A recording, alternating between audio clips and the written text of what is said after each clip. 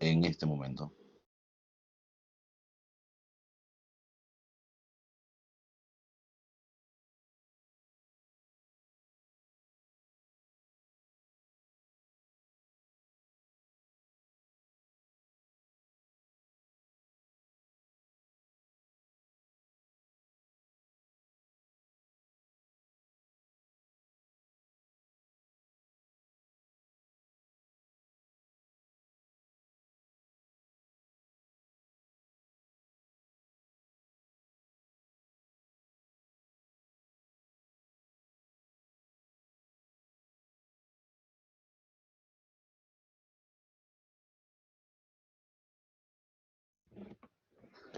Buenos días con todos. Yo voy a hablar sobre la bronquitis crónica. Hablaremos un poco de su presentación clínica, sobre su etiología, epidemiología, sus manifestaciones clínicas y su tratamiento. En lo que es la representación clínica, la bronquitis crónica se define por un historial clínico de tos productiva durante 3 meses del año por 2 años consecutivos. Hay disnea y obstrucción de las vías respiratorias intermitentes o continuas, a menudo con un elemento de residualidad. El tabaquismo de cigarros es con mucha la causa principal, aunque otros irritantes que se inhalan pueden producir el mismo proceso. El evento patológico que predomina es un proceso inflamatorio en las vías respiratorias con engrosamiento de la mucosa e hipersecreción del moco, lo que da lugar a una obstrucción difusa del flujo de aire. En su etiología y epidemiología, la bronquitis crónica es el diagnóstico en alrededor del 75% de los casos. La incidencia y la prevalencia y la mortalidad es la misma. Sí, esto se va a incrementar con la edad y por más esto se da más en varones, en sujetos de raza blanca y personas con nivel socioeconómico más bajo. El tabaquismo persiste como la principal causa de la enfermedad en un 90% de los pacientes con bronquitis crónica. En la bronquitis crónica se observan varios cambios patológicos de las vías respiratorias, aun cuando ninguno es patagónico de esta enfermedad. Los datos clínicos de la bronquitis crónica pueden atribuirse a lesión y estrechamiento crónico de las vías respiratorias. Las principales características anatomopatológicas son inflamación de las vías respiratorias, en especial las de pequeño calibre, y la hipertrofia de las glándulas mucosas de la vía respiratoria grandes, con incremento de secreción de moco y obstrucción, acompañándose de las vías respiratorias por moco. La mucosa de las vías respiratorias muestra infiltrado variable por células inflamatorias, entre ellas leucocitos polimorfonucleares y linfocitos. La inflamación de las mucosas puede estrechar considerablemente la luz bronquial como una consecuencia de la inflamación crónica.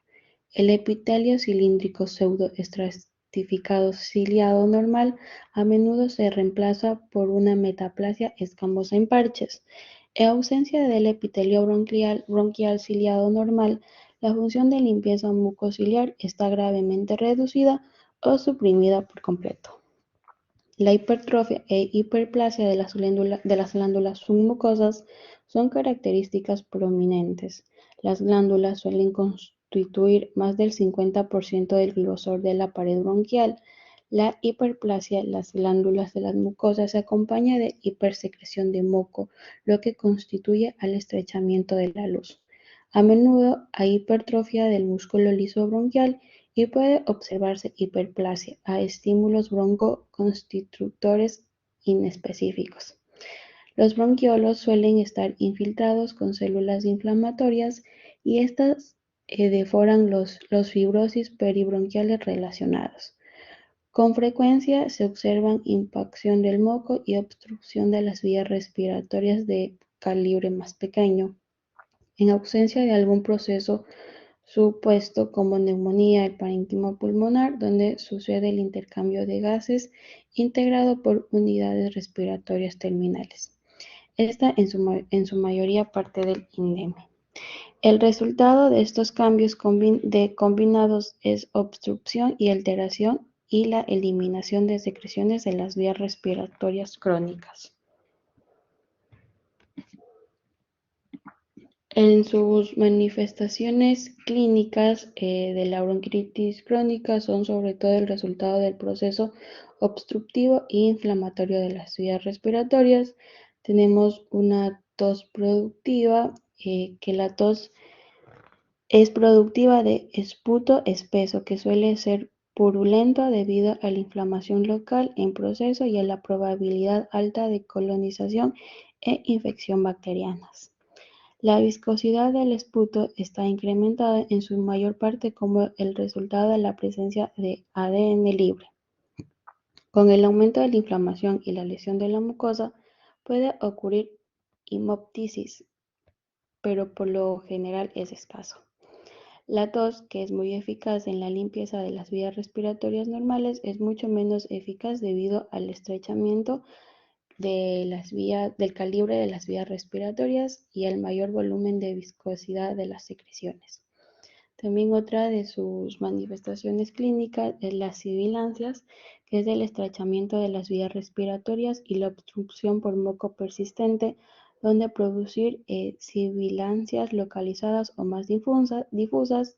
Esto quizás tenga capacidad de respuesta a broncodilatadores, lo que presenta un componente reversible a la obstrucción. También tenemos la precipitación gruesa inspiratoria y expiratoria, el incremento de la producción de moco junto con función deficiente del sistema mucociliar deja secreciones excesivas en las vías respiratorias. Incluso con el aumento de la tos se escucha de modo prominente en las vías respiratorias de mayor calibre durante la respiración de volumen de ventilación pulmonar o con la tos. También tenemos el examen cardíaco. La taquicardia es frecuente, en particular con exaveraciones de bronquitis o con hipoxemia. Si la hipoxemia es importante y crónica, el resultado puede ser hipertensión pulmonar y el examen cardíaco revela un ruido de cierre en la válvula pulmonar prominente o en la presión venosa yugular alta y edema periférico debido a la insuficiencia del hemicardio derecho. También tenemos estudios de imagen. Los datos radiológicos típicos en el tórax incluyen incremento de los volúmenes pulmonares con el diafragma relativamente deprimido, congruente con hiperinflamación. Son frecuentes las densidades lineales paralelas de engrosamiento de las paredes bronquiales. El corazón puede estar aumentado de tamaño, lo que sugiere sobrecarga de volumen del hemicardio derecho. Se observa a menudo arterias pulmonares prominentes y congruentes con hipertensión pulmonar.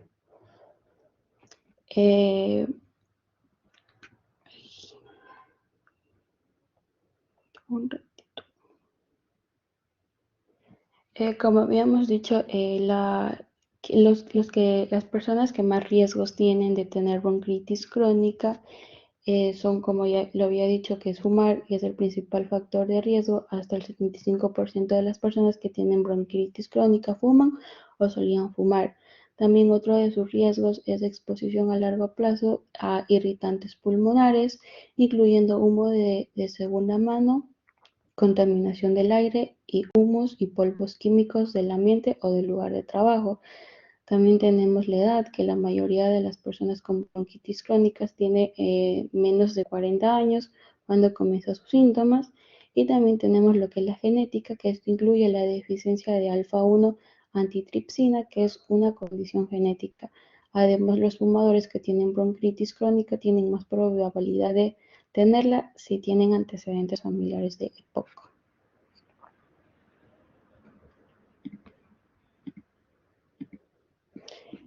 Para poder diagnosticar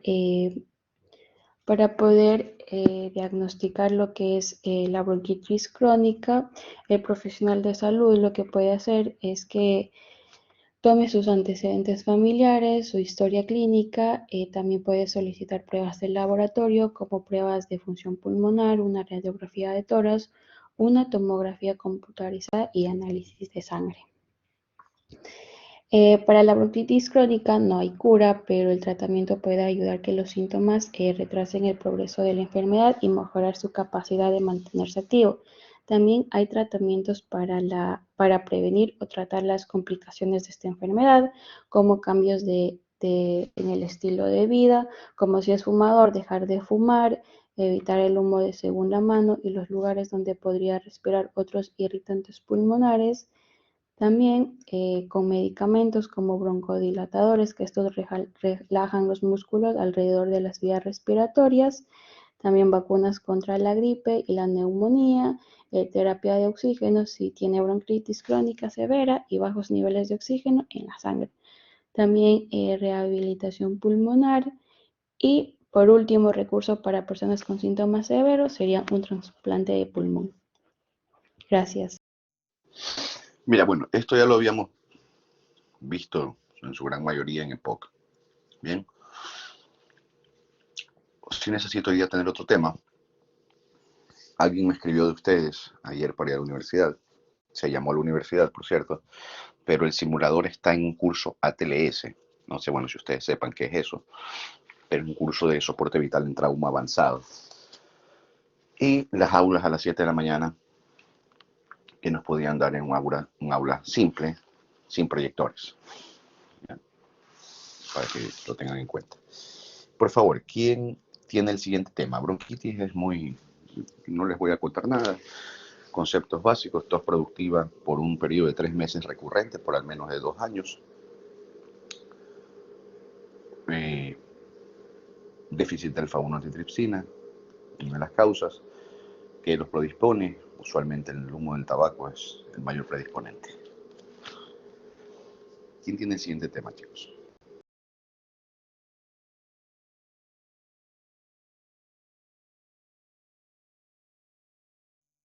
Patricio, cuéntame. Buenos días, doctor. ¿Cómo estás? Hipertensión arterial. En el orden que yo les envié, no me acuerdo. ¿Tienes hipertensión? Vamos, Ya listo. ya te hago modelo.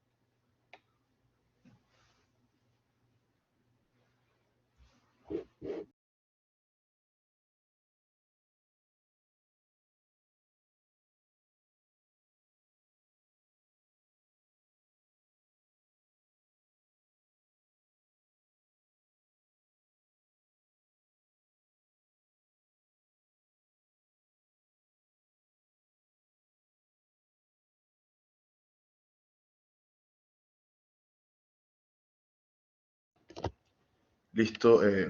Buenos días, compañeros. Doctor, mi tema es fisiopatología de la hipertensión arterial.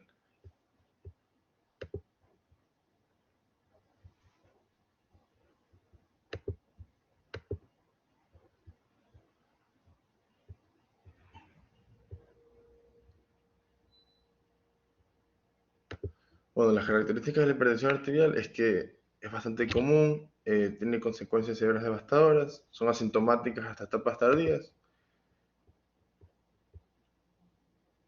tiene un factor de riesgo bastante alto. Los efectos perjudiciales aumentan a medida que se eleva la presión, no tiene un umbral definido para un riesgo de complicaciones, la prevalencia aumenta con la edad, en edad avanzada la enfermedad será leve, en adultos jóvenes tiende a ser más grave.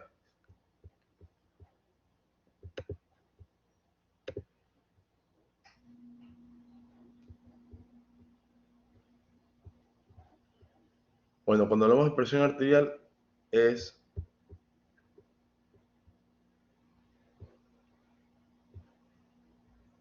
Te escucho como como entrecortado. Trata de ubicarte a ver en un mejor lugar, ¿ya?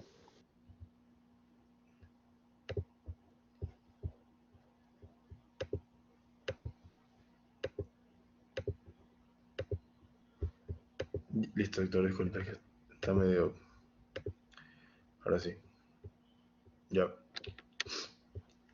Ok, la presión arterial es la fuerza que ejerce la sangre sobre las paredes arteriales al circular por el organismo. Normalmente la presión es 120 a 80 milímetros de mercurio. O sea, la sistólica es de 120 y la 80 es la presión diastólica.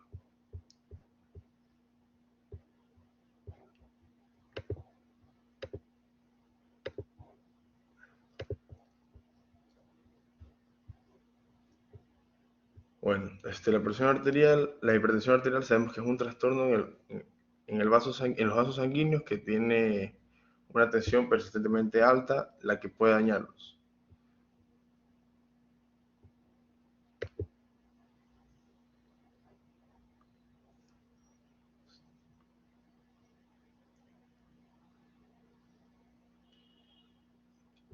Bueno, también sabemos que es quizás el más frecuente de todos los problemas de salud en adultos y el principal factor de riesgo por enfermedades cardiovasculares. Tenemos su clasificación que normalmente debería ser 120-80 milímetros de mercurio. Cuando ya llega a un punto elevado es cuando llega a 120 a 129 milímetros de mercurio. 129 a más de 80 ya se considera elevada. Hipertensión grado 1 ya es cuando 130 a 139 la presión diastólica y 80 a 89 la presión sistólica.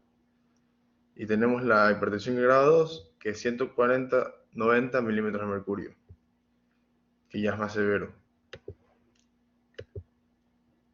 Ok, aquí tenemos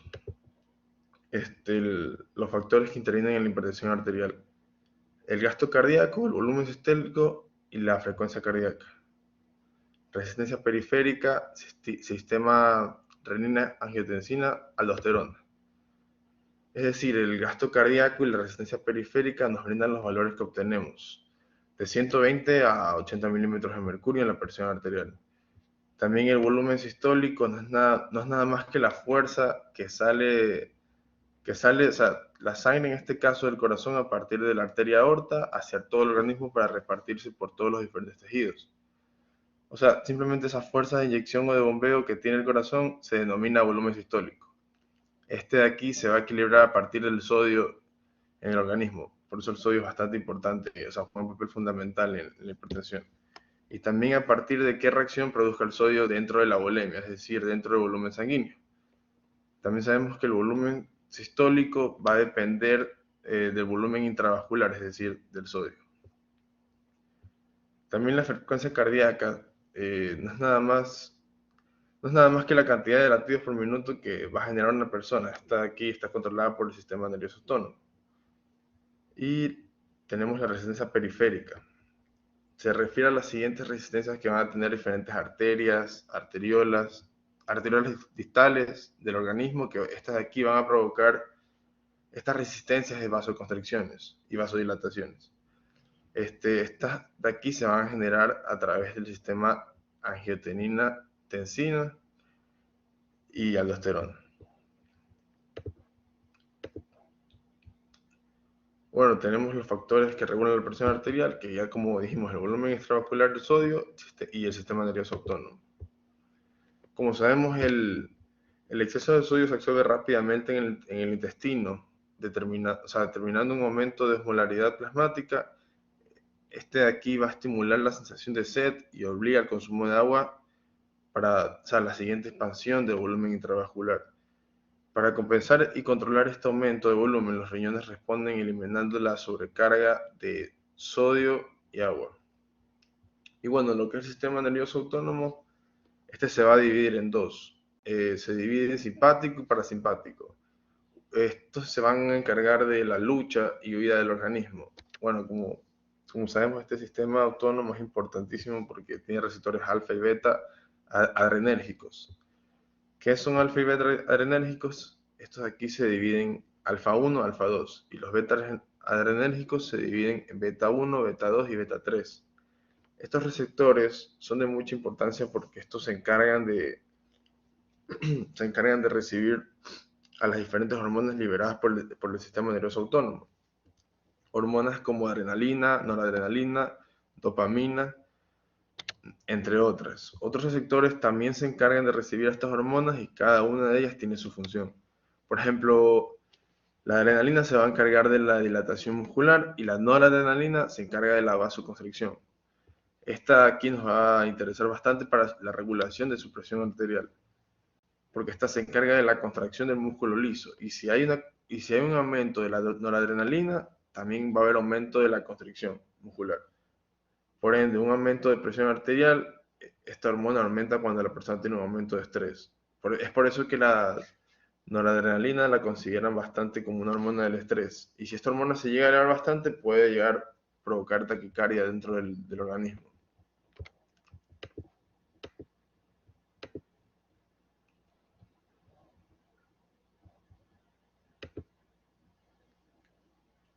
¿Tú por qué crees que le dan a los pacientes que se infartan como un método de rescate rapidito de adrenalina?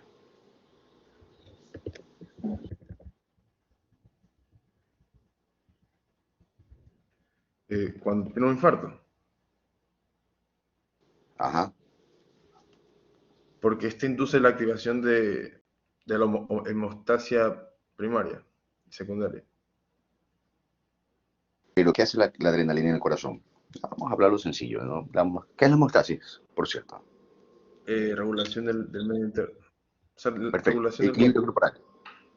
El equilibrio corporal. O la regulación del medio interno. Sí, ya. Estimula el flujo de la sangre, ¿ya? La adrenalina. O sea, Hace que el corazón bombee más rápido. claro, el corazón bombea más rápido. Muy bien. Ok, dale. Seguimos, ¿no? Ok. Tenemos los factores de riesgo modificables que, o sea, son controlables, ¿no? Consumo elevado de sal, consumo excesivo de alcohol y obesidad. Como decía, tiene un bastante, o sea, el sodio juega un papel muy importante aquí, ya que desde hace mucho se sospecha que el consumo elevado de sal es un factor etiológico en el desarrollo de la hipertensión. Todavía no se sabe cómo el aumento de sal contribuye bien, o sea, al desarrollo de la hipertensión, pero es posible que la sal aumente el volumen sanguíneo, lo que esto va a elevar la sensibilidad de los mecanismos cardiovasculares o renales. Y bueno, también tenemos la obesidad, por ejemplo, en Estados Unidos la prevalencia de obesidad crece a un ritmo alarmante, o sea, la gente no se está cuidando y el exceso de peso a menudo se relaciona con hipertensión. La pérdida de solo 5 kilos puede acompañar de un descenso de padecer hipertensión arterial, de un porcentaje alto de personas con sobrepeso e hipertensión. Las altas concentraciones de ácidos libres en las personas obesas también tiende a participar en tener hipertensión. Además, hay investigaciones que apoyan la activación del sistema renina-angiotensina mediante el angiotensinógeno. Este va a ser derivado de los adipocitos y sobre la capacidad del tejido adiposo para aumentar la concentración de aldosterona, mediante una síntesis de factores que inducen la generación de aldosterona. Y bueno, como último caso tenemos el consumo regular de alcohol. Bueno, ese también juega un papel bastante importante en la hipertensión, ya que consumir alcohol en exceso, o sea, por periodos prolongados, va a inducir el desarrollo de hipertensión, ya que, o sea, sí, pero igualmente, sin embargo, la presión arterial puede mejorar o regresar a la normalidad cuando se reduce o se elimina la ingesta de alcohol. Tenemos manifestaciones clínicas. Bueno, la hipertensión y otros trastornos de la presión arterial se identifican mediante la medición repetida de esta. Por lo general, las pruebas de laboratorio. Bueno, tenemos en la que es crónica en órganos como los riñones, corazón, ojos y vasos sanguíneos. Este se utiliza como término daño orgánico para describir las complicaciones cardíacas, cerebrales, vasculares, renales y de la hipertensión. La hipertensión es un factor de riesgo mayor, como se sabe. Para la aterosclerosis, ya que favorece y acelera la formación aterosclerosis, disculpe, doctor. Ya que favorece y acelera la formación de placa y su posible ruptura. También predispone a todos los trastornos cardiovasculares, ateroscleróticos mayores, como la cardiopatía coronaria, insuficiencia cardíaca, accidente vascular cerebral y enfermedad arterial periférica. Bueno, para su diagnóstico, la hipertensión y otros trastornos de la presión arterial, esto se identifica mediante la repetición repetida de esta. Por lo general, unas pruebas de laboratorio como radiografías y otras pruebas diagnósticas se pueden realizar para descartar la hipertensión arterial, la hipertensión secundaria y para determinar la presencia o magnitud del daño orgánico.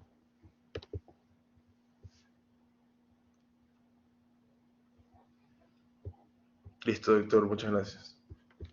Voy a ir retrocediendo tus diapositivas, ¿ya? Espérame, vamos a ver algo.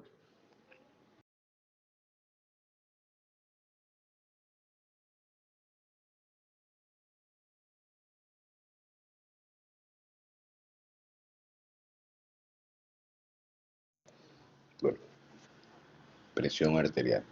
¿Sabes qué? Los tratamientos han cambiado. De hecho, no existe un tratamiento para una persona en presión arterial. De hecho, a un paciente hipertenso le van cambiando el tratamiento constantemente. 6 meses. Al año ya le suman una droga, le quitan otra. Pero hay algo importantísimo que no me dijiste. Tienes 2 formas de ser hipertenso, ¿verdad? ¿Y cuál es la más común? El sedentarismo. Estrés. El factor hereditario. Hereditario. Tienes las 2 formas. O eres sedentario, fumador. Sin embargo, tú podrás ver pacientes obesos de 300 libras, fumadores, no hipertensos. Probablemente los ves diabéticos. ¿Ya? Pero la hipertensión arterial es un factor, tiene un factor hereditario muy dominante y más en el sexo masculino. ¿Qué ves más? ¿Hombres hipertensos o mujeres hipertensas? Así en lo que conversas en tu día a día. Hombres. ¿Verdad? Raro ver mujeres hipertensas, ¿cierto?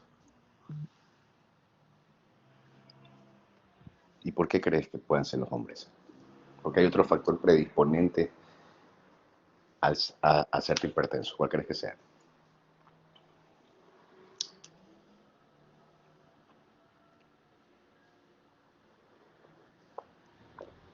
Si estamos hablando que la presión arterial la regula el sistema nervioso autónomo.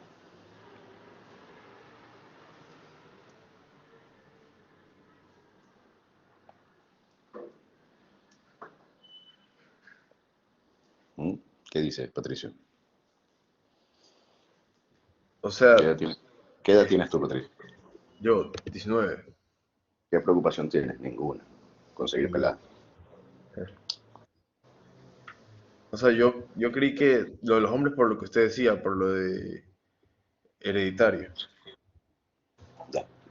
Tú al hablar, ¿cuáles son los principales síntomas del estrés? ¿Qué crees que puede causar el estrés? Ahora, antes se Claro. creía que el estrés. O sea, más trabajo, más presión. El ambiente laboral en el que te desenvuelves. Estilo de vida, que dice Carla, es fundamental. Estilo de vida. Porque tú puedes ser millonario, tener todo lo que te diga, un estilo de vida caótico que te genera situaciones de estrés con tu propia empresa. Hipertenso. A ver, ejemplo. Antes la hipertensión era de los hombres de 50 años para arriba. ¿Tienes amigos hipertensos? De 25, primos hipertensos de 20 años. La verdad que no conozco, doctor, o sea, de esa edad.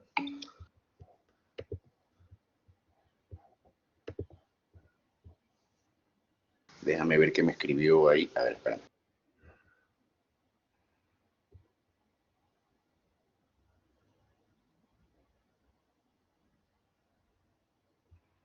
Tienes toda la razón. Carla, ejemplo. Veo que te gusta mucho eh, investigar. Siempre tienes algo ahí puntual. Dame un ejemplo de ese factor. Doctor, o sea, creo que es por el Hola. alcoholismo y ciertas drogas. ¿Me ¿Tú escucha? tienes algún, sí, te escucho, claro y fuerte, tienes algún conocido? Mira, lo que les iba a decir. Antes, Es que, o sea, estudios han demostrado que en el sexo masculino generalmente se da hábitos que no son tan buenos para el estilo de vida, como por ejemplo una mala alimentación. Las mujeres, no todas obviamente, pero un porcentaje mayor, los hombres tratan de tener, o sea, no llevan una alimentación tan balanceada que digamos, tanto por el factor de trabajo, porque como usted dijo, el ambiente laboral los obliga a tomar medidas más rápidas para la alimentación.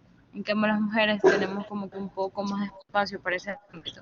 Ahora, en el ámbito de drogas, sabemos que la prevalencia de drogas se da más en el sexo masculino que en el femenino. No estoy diciendo que en el sexo femenino no se da, pero es más prevalente en los hombres. abajo los hombres viven las mujeres.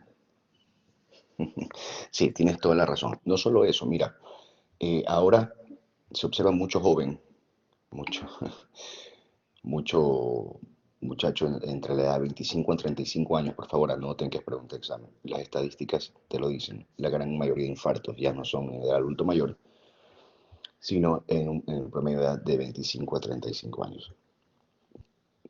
Uno de cada 4 hombres ha sufrido un episodio cardiovascular, llámese un pico hipertensivo, llámese una arritmia, llámese una angina de Prismetal, una angina de pecho. Y lo que tú dices definitivamente que influye, como por ejemplo la mujer genera artrosis, el hombre no hace artrosis. Por el momento que la mujer pierde sus estrógenos con el climaterio, con la menopausia, empiezan a perder estrógenos y eso conlleva a la artrosis. El hombre, en cambio, al estimular su producción de testosterona, que la mayor producción de testosterona es a partir de los 33 años y tiene un pico por ahí hasta los 40, más todo lo que tú dices, el abuso de drogas, no hablemos de drogas nocivas, sino de drogas medicinales o el uso de esteroides anabólicos es un factor importantísimo. ¿Quién no ha usado un esteroide anabólico en su etapa de actividad física? Y si tú tienes un factor hereditario ahí dormido, con eso lo activas.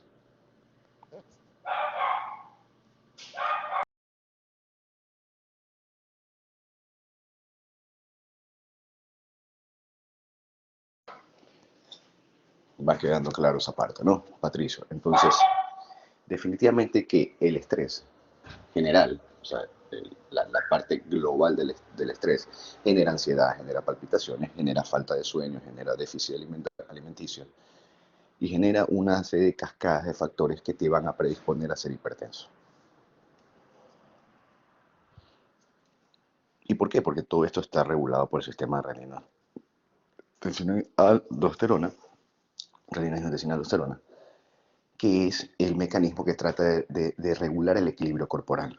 Entonces, si tú estás con una presión alta y tu cuerpo no lo sabe, empiezas a tener epístasis, empiezas a tener acúfenos, entonces el cuerpo te avisa tratando de regular justamente este sistema de presión alto y vienen las hemorragias, los accidentes cerebrovasculares, porque el cuerpo necesita una vía de escape para toda esa cantidad de sangre que está llevando el corazón. Y otra cosa importante, la sistólica es la fracción de eyección, perdón, la diastólica, y la sistólica es la resistencia que tienen las arterias ante esto, ¿ok?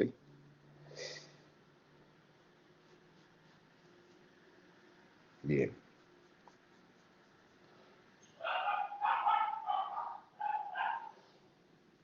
Sí, definitivamente, la hipertensión gestacional, tanto como en la parte traumatológica, yo tengo muchos Por ejemplo, el síndrome del túnel del carpo, la tendinitis de Kerbein, el edema bimaleolar. Todo esto son enfermedades traumatológicas producto de la gestación, porque hay un aumento de líquido, aumento de volumen en todos los espacios. ¿Sí? Entonces, de ahí el cuidado con el consumo de sal. A ver, ¿el cuál?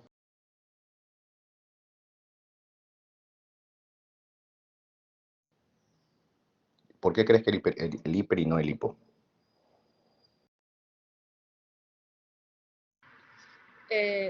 Doctor, buenas tardes, ¿sí me escucha? Buenos días.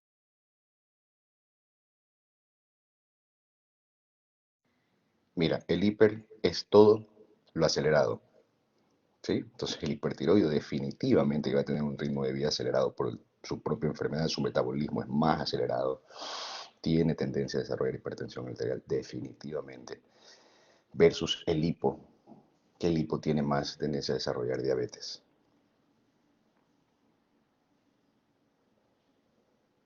El hipertiroideo es un paciente flaco, acelerado, que siempre camina rápido, que anda angustiado todo el tiempo.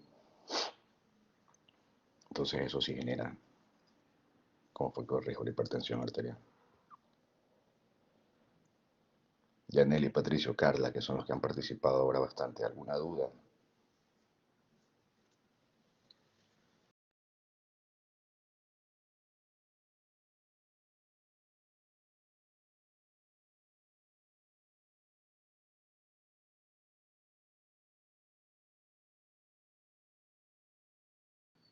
Bueno, entonces nos quedamos con causas de hipertensión arterial, mecanismos de producción de la hipertensión arterial, factores de riesgo, a quién le da más, a quién le da menos. Y, ojo, otro factor de riesgo es el ejercicio competitivo en exceso. ¿Por qué crees que se han infartado tantos futbolistas y que han caído desplomados con muerte súbita? Recuerden que el corazón es un músculo. Y todos los músculos del cuerpo con la actividad física se hipertrofia. Perfecto, tú si eres pilas, angiopierina. De acuerdo. Está bien, me gusta, sí, que saquen ideas. Sí, se hipertrofia. Entonces empiezan a tener insuficiencia cardíaca congestiva, pues tienen un corazón grande. Bien, a esto la intensidad del ejercicio físico durante mucho tiempo, pues es una de las causas de esto, de muerte súbita. Y ya, con esto termino. La gran mayoría de personas que fallecen son de raza negra o de raza mestiza. El blanco es difícil que sufra de hipertensión arterial. La raza negra, definitivamente que ellos empiezan a ser hipertensos a los 20 años. Y lo peor de todo es que no tienen síntomas, no les duele nada. Cuando ustedes tengan un paciente de raza negra y de casualidad le toman la presión arterial, tiene 200/100, y usted le pregunta, ¿le duele la cabeza? No, yo no siento nada. ¿Ok?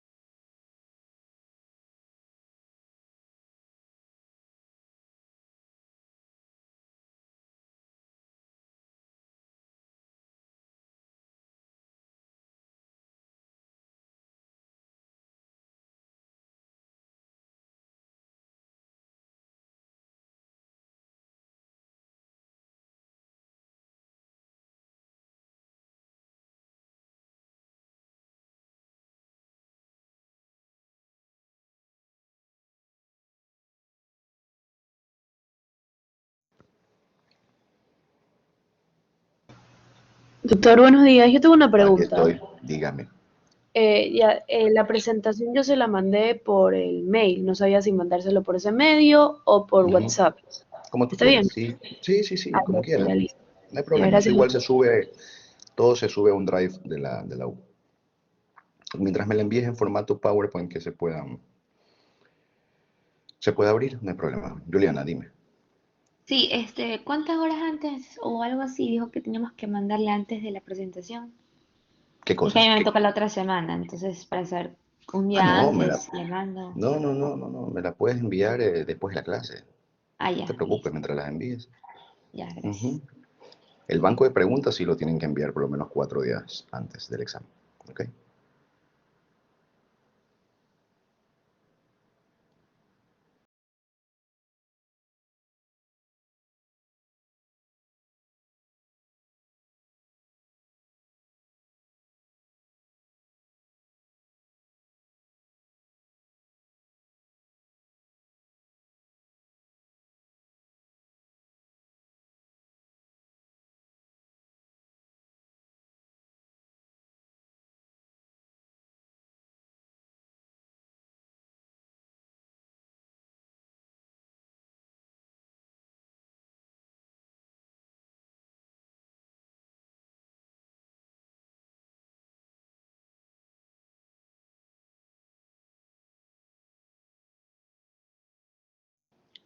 Los capilares de la retina, en el hombre los túbulos contorneados distales, los conductos deferentes,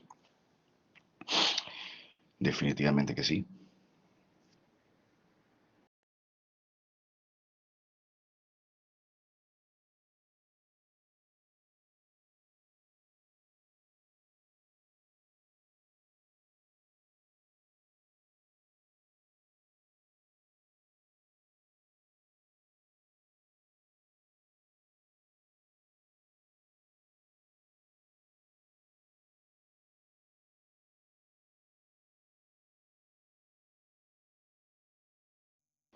Si tienes daño en el nervio óptico, chao, te tienes que ir a operar a Estados Unidos.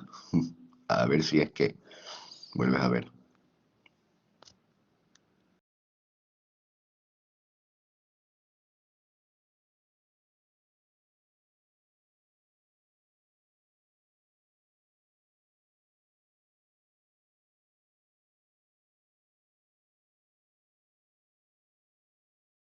A ver, chicos, pero todo lo que ustedes están poniendo se puede prevenir, pues. Estamos hablando de un paciente que ya sabe que es hipertenso y no se cuida, entonces que no se queje de todo lo que le puede pasar, pues. Y eso ustedes están hablando de estructuras muy nobles, pero váyanse a lo más común, un accidente cerebrovascular, una muerte súbita. Y eso, yo prefiero quedarme ciego a infartarme y no levantarme más. Porque acuérdate que el riñón filtra todo. El riñón es como una máquina de diálisis que interna en tu cuerpo. Entonces todo, y el riñón está lleno de capilares. El principal daño de la hipertensión arterial es como, a ver cómo te explico para que me entiendas. Es como, por ahí seguramente a sus papás les han escuchado. Cuando tu carro no tiene gasolina y marca rojo y tú sigues rodando, va a llegar un momento que se va a dañar la bomba de gasolina porque no tiene dónde más succionar. Se va a quemar, se va a partir y le metes gasolina, pero no va a enviar esa gasolina al cuerpo. Entonces el riñón deja de filtrar. Y una de las principales complicaciones es la insuficiencia renal también. Definitivamente, Carlos. Ok, ahí tú lo has dicho. La acumulación de los azuados. ¿Y por qué pasa? Porque el riñón no hace su función de filtrar. ¿De acuerdo?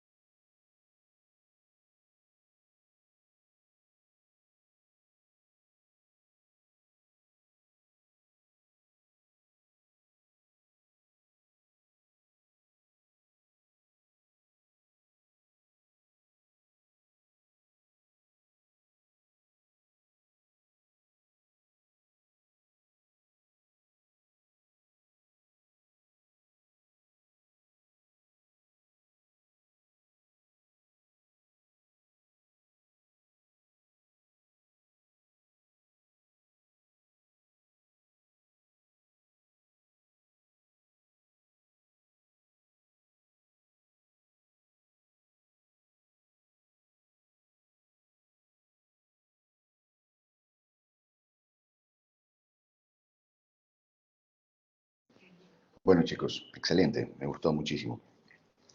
Nos vemos en la próxima clase. Les aviso igual con tiempo. Igual no me acuerdo del tema de la U, pero ya les dije, el simulador, que es el único lugar donde podemos poner la patología, está en un curso que se llama 13, entonces no está disponible por el momento.